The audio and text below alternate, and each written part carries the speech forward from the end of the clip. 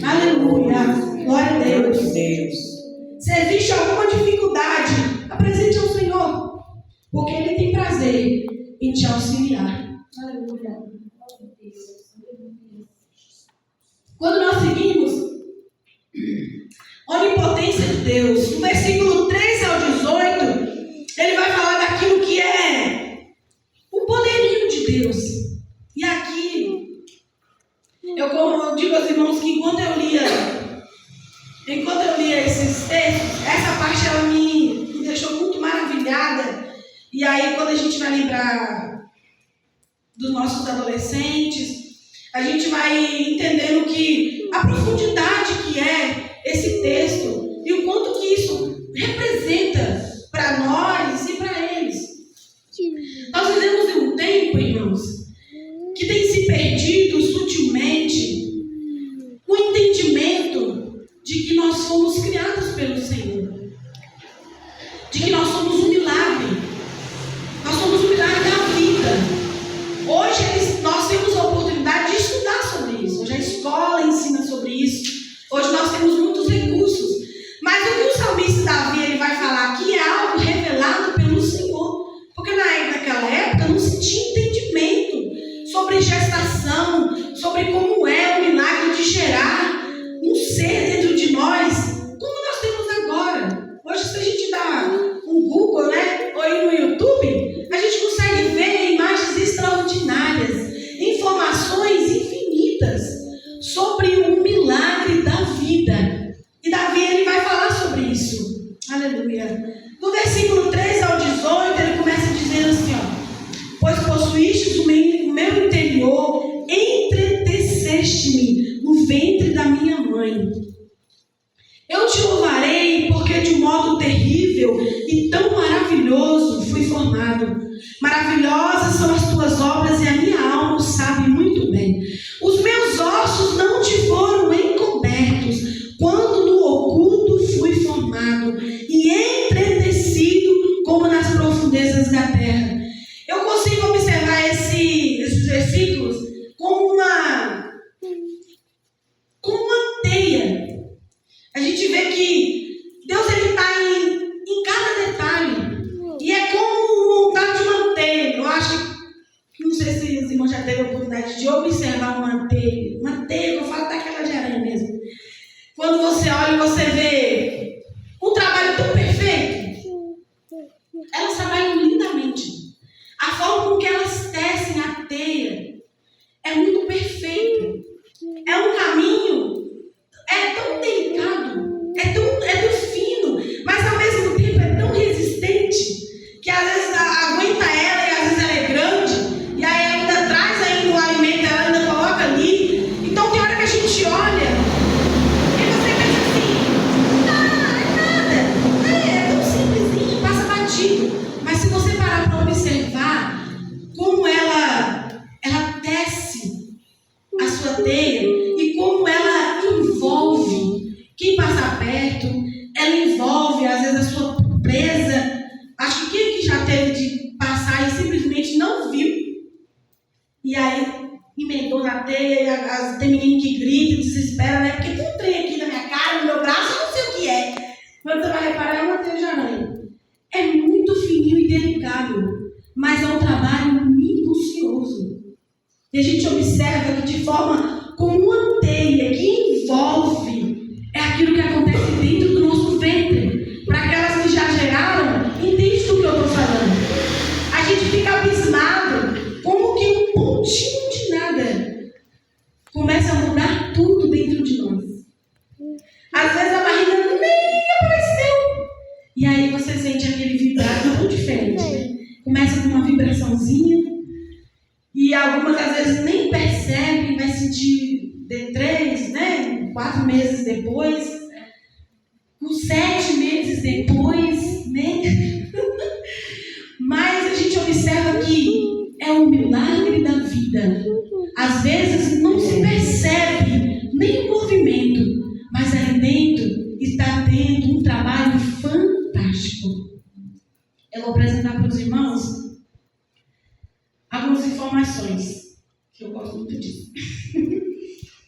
Nós somos programados geneticamente. É como se fosse computadorizado. Nós temos registros em nós. E aí, uma curiosidade: em cada célula que nós temos, e nós temos em média de 60 trilhões de células, e elas estão lá quando você ainda nem era bebê. Era conhecido como zigoto. É um pontinho de arroz. Mas ali você já carregava uma imensa carga genética. Nós carregamos em nosso corpo em média de 60 trilhões de células.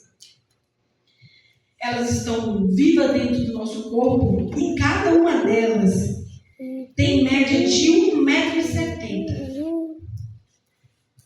É como se fosse uma fita. E essa fita significa o nosso DNA. Lá estão gravadas todos os nossos registros genéticos. A cor dos seus olhos, a sua pele, a estrutura do seu cabelo, tudo já está lá. Nós temos isso, um computador, né? Então está tudo gravado.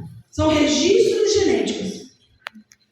O seu temperamento, não podemos esquecer disso. Se a gente esticasse esse cordão,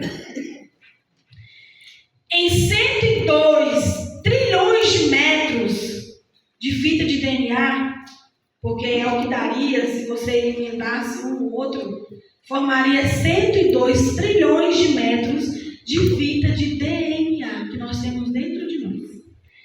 102 bilhões de quilômetros de fita no nosso corpo. É o que nós temos de DNA. Isso daria para dar várias voltas ao nosso planeta Terra. É o que você carrega. Diga para mim se o que você carrega não é um milagre.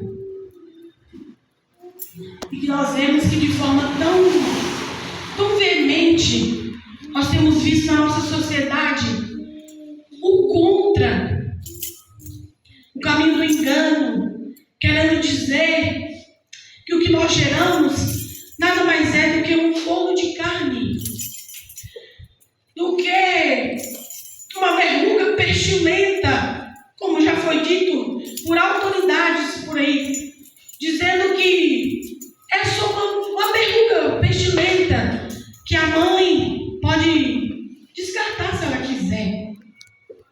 Engano. Porque a verdade, a palavra do Senhor, e o que a biologia vem nos provando é que somos um milagre. Você e eu somos um milagre da vida. E não existe nada e nem ninguém com as suas falsas verdades que consiga mudar isso. Não existe quem consiga mudar a verdade da palavra do Senhor e nem aquilo que é testificado na verdade biológica. Nós somos um milagre da vida, porque antes que você fosse até mesmo identificado de tão pequenino, você já carregava registros genéticos para toda a sua vida. Então, por que às vezes nós desprezamos a vida que nós temos? Porque às vezes nós questionamos: mas eu sou assim, eu sou assado. Você é um milagre. Mas eu gostaria de ser assim, daquele jeito. Você continua sendo um milagre da vida, porque teve nas mãos do Senhor a oportunidade de ser gerado no ventre da sua mãe e estar aqui adorando e bendizendo o nome do nosso Senhor Jesus. Não somos obra do acaso, irmãos. Não somos simplesmente formados por uma bomba que surgiu por aí, como se falava antigamente, tanto nos livros. Não. Tudo teve a mão do nosso Deus, que nos alcançou e fez isso se tornar real. Nós vamos, quando a gente vai vendo de mês a mês, aquilo que vai acontecendo com o bebê é impressionante, porque cada mês para ele é crucial.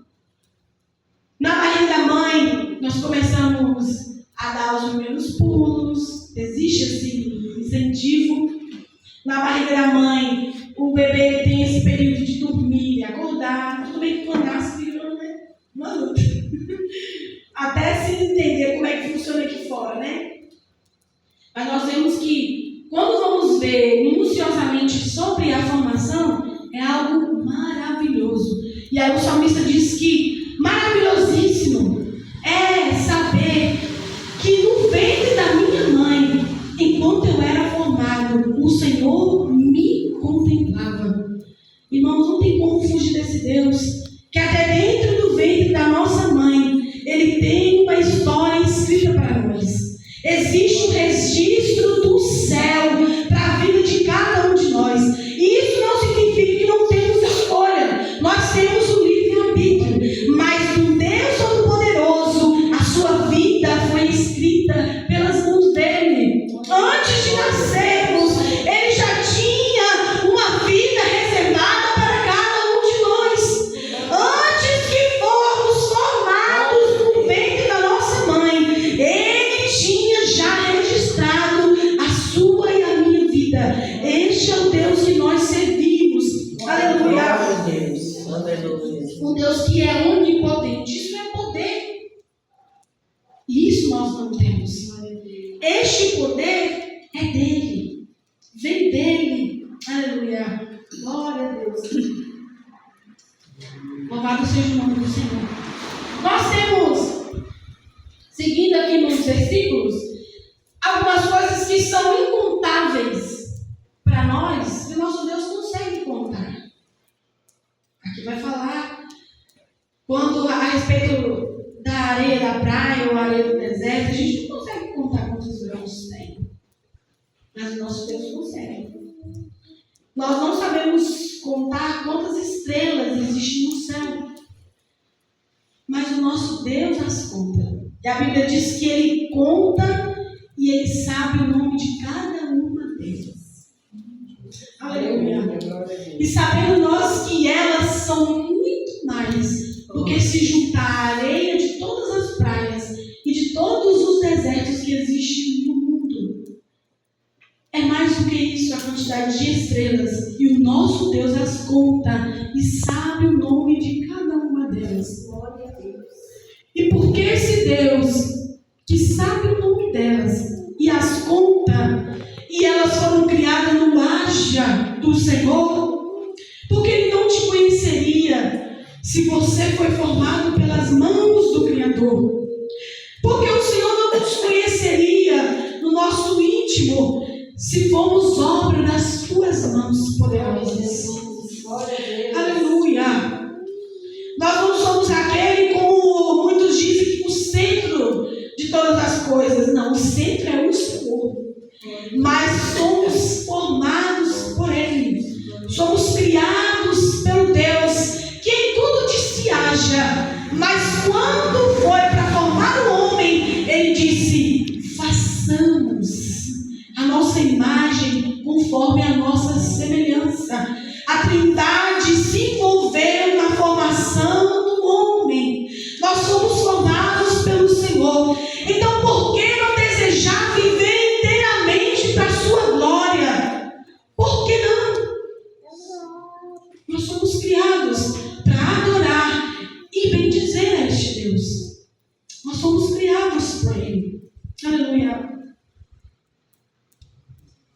Continuando, Ele se revelou a nós, irmãos, através da natureza, através da nossa consciência. O Senhor se revelou a nós, através da Escritura e em Jesus, que é a exata expressão de Deus.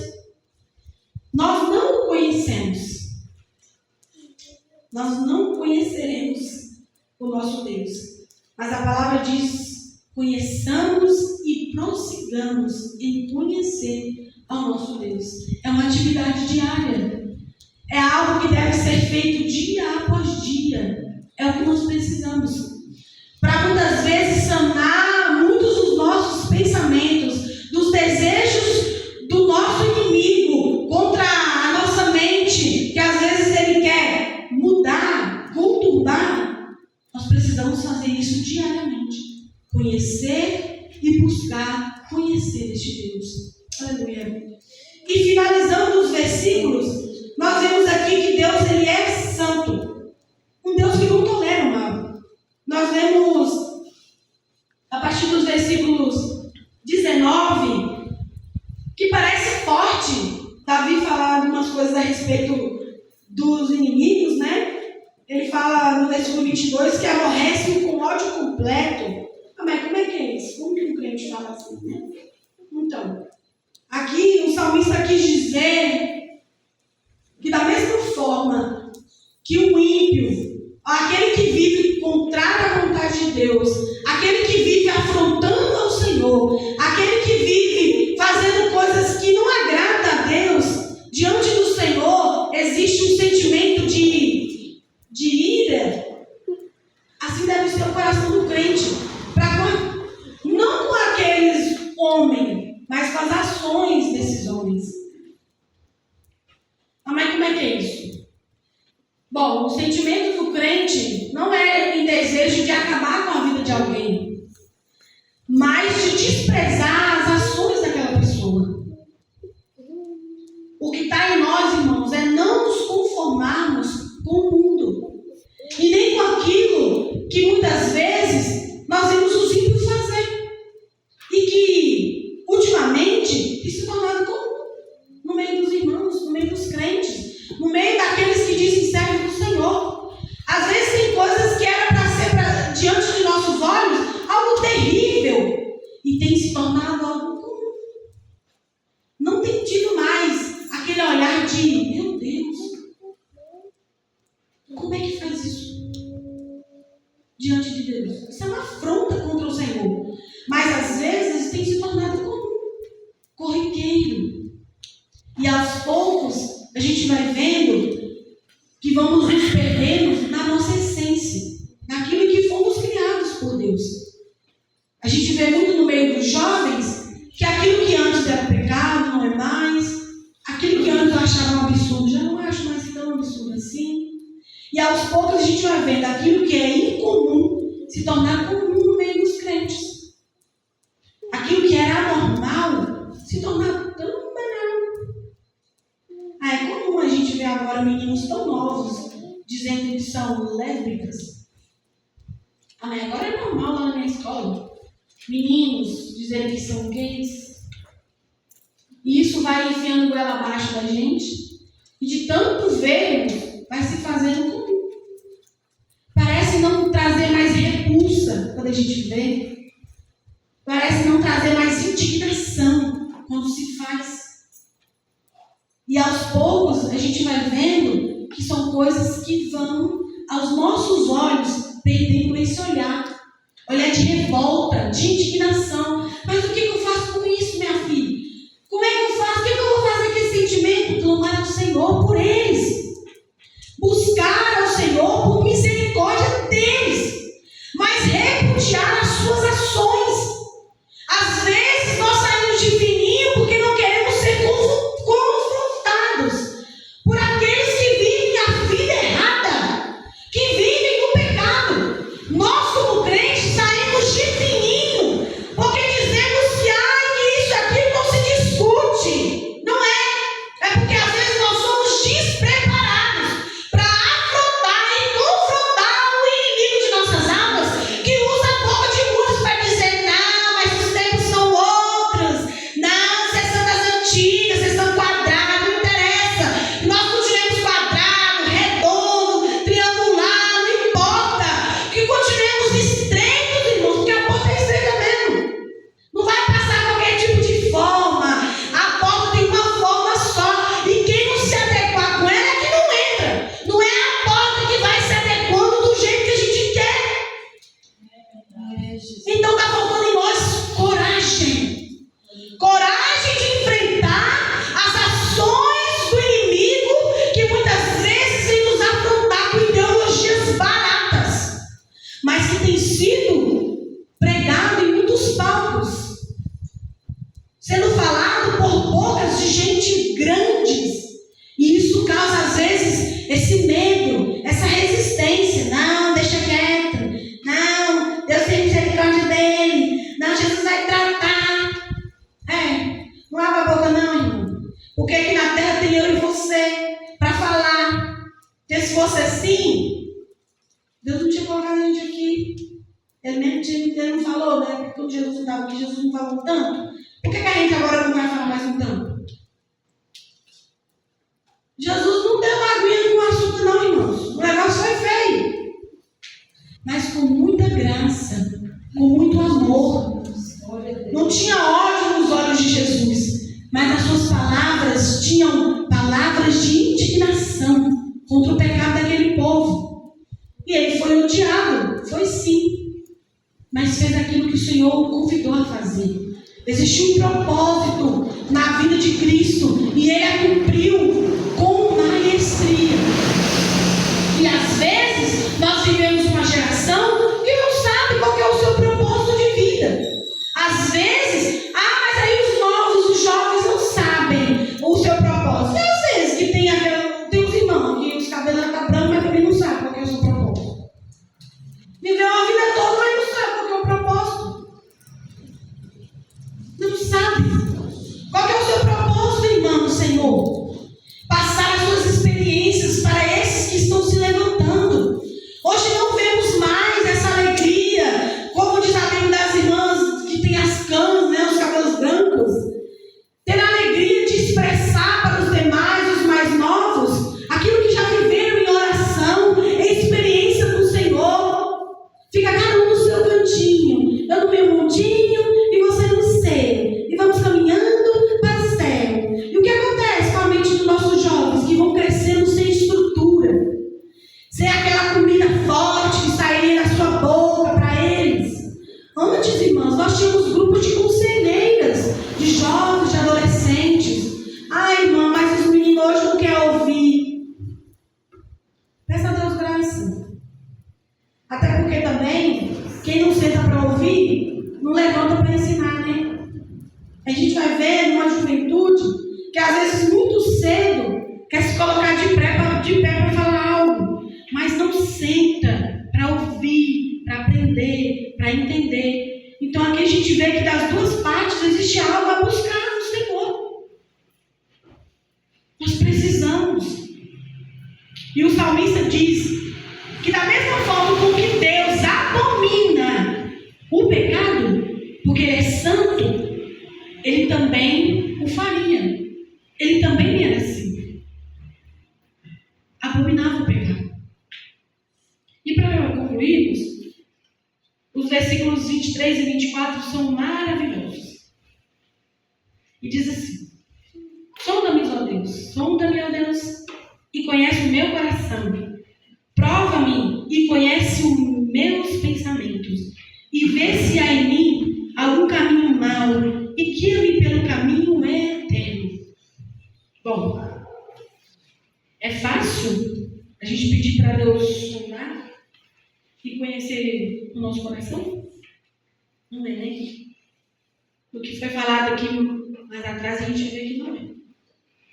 Mas não existe nada mais glorioso do que nos rendermos aos pés do Senhor e fazer como o salmista disse: Senhor, Tu que me conheces mais do que eu mesmo, o Senhor que sabe de mim mais do que eu mesmo, sonda e conheces os meus pensamentos, o meu coração, ou seja, a minha intenção. Vai lá, Jesus, nas minhas entranhas, naqueles lugares mais profundos, sonda lá e vê lá se existe algum caminho mau. E me limpa, Senhor, e me sara, transforma, muda, faz de novo. Essa deve ser a nossa oração, irmãos, desses últimos dias, em que tantas coisas têm inundado, entulhado nossa mente. A gente tem deixado de pedir ao Senhor para sondar a nossa mente, permitir com que Ele faça isso. Se envolva, às vezes, naquela área, naquela situação em que você não sabe lidar com ela. E peça para que o Senhor faça isso. Conheça você, de forma que Ele vai limpando, assim como um agricultor faz com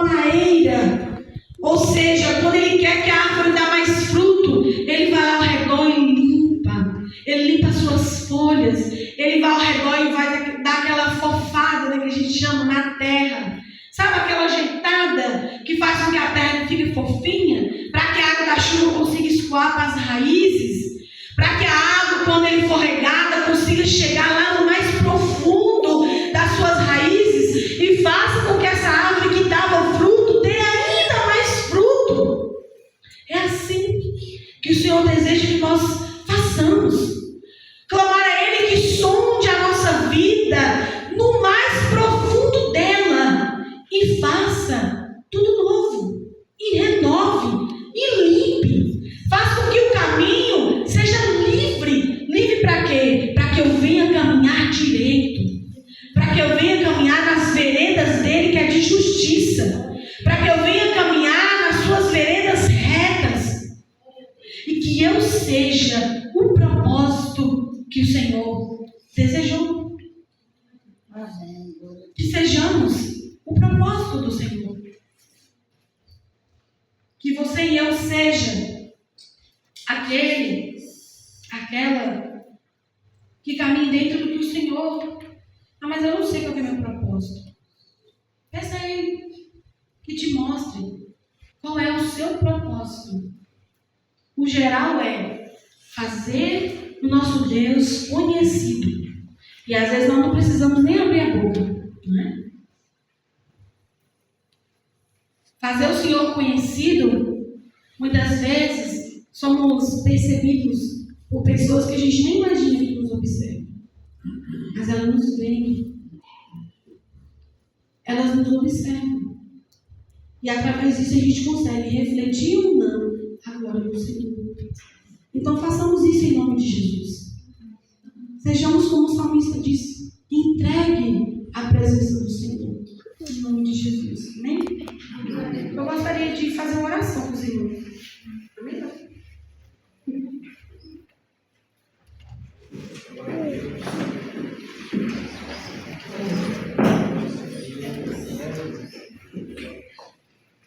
E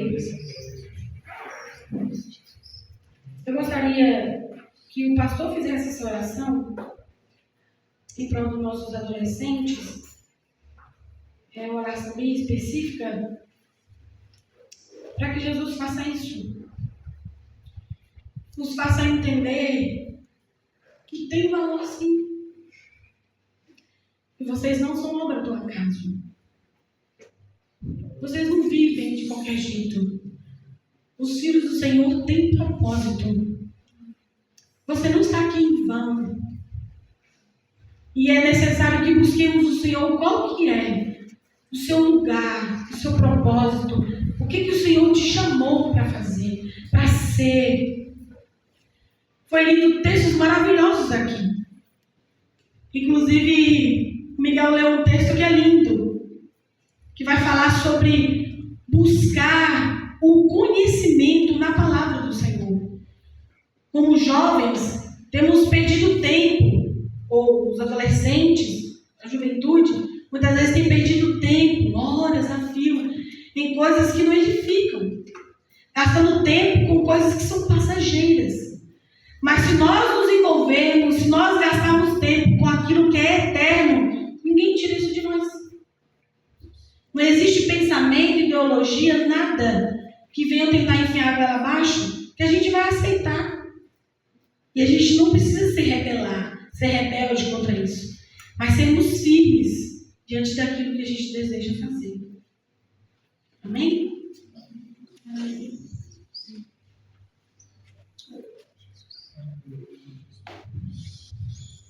Irmãos, vamos ao Senhor. Nós vamos pedir a nossa irmã Jaqueline que faça a oração que eu tenho que o Senhor já colocou no coração da nossa irmã Jaqueline. Né? Enquanto nós temos o desejo de oração, o pastor vai orar, mas ele vai sair daquilo que Deus colocou no nosso coração. E a gente pensa na vida, porque honra, porque Deus mandou. Vem, Jaqueline, faça. Então, eu gostaria que os adolescentes viessem aqui para a frente do nome de Jesus. Vamos orar ao Senhor. Os irmãos, estenda as suas mãos para cá. Aqueles. Gostaria de convidar a Kevin para vir até aqui. E os irmãos, os pais, os irmãos podem se achegar aqui na frente do nome de Jesus. Estendendo as mãos sobre os seus filhos. Pode vir, Pedro Lucas, nossos jovens, em nome de Jesus. Amém. Glória a Deus. Estenda as suas mãos, irmãos. Muitas vezes a gente ouve que os nossos jovens e crianças são o futuro da nossa igreja, mas eles não são só o futuro, eles são o presente, porque fazem parte da igreja do Senhor, fazem parte desse povo e caminham como nós caminhamos para alcançar o céu de glória. E às vezes, muitos, e essa fase da adolescência, muitos se fecham dentro de si mesmos. E é aí onde o inimigo ele trabalha, porque ele começa a colocar pensamentos que não provêm do Senhor. E vai minando, vai corroendo, vai tirando a força, a graça, o ânimo, a alegria do coração, que nós sabemos que na juventude tem. Porque neles existe a força. A Bíblia diz que jovens, sois fortes. E lá diz que já vencestes o maligno. Mas como é que o jovem começa a ter um pensamento contrário? Quando eles já perdem esse vigor. Quando eles já perdem o pensamento de que é forte. Quando começa a surgir o sentimento de fraqueza, de incapacidade. É aí que o inimigo ganha força. Porque ele começa a mostrar que eles não são capazes.